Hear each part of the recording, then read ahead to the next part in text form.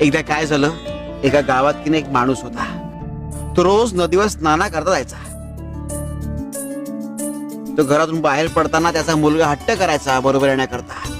मात्र तो मुलगा नदीत उडी मारायला घाबरायचा. मग एक दिवस त्या माणसाने काय केलं, मुलाच्या न कळत त्याला पाण्यात ढकलून दिला.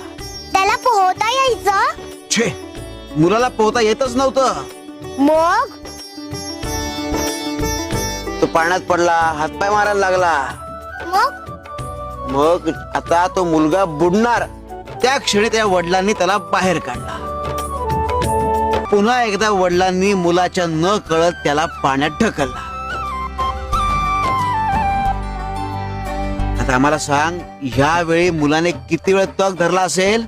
त्याने पुन्हा तेवढाच वेळ तोक धरला असेल. त्याने मागच्या वेळेपेक्षा 10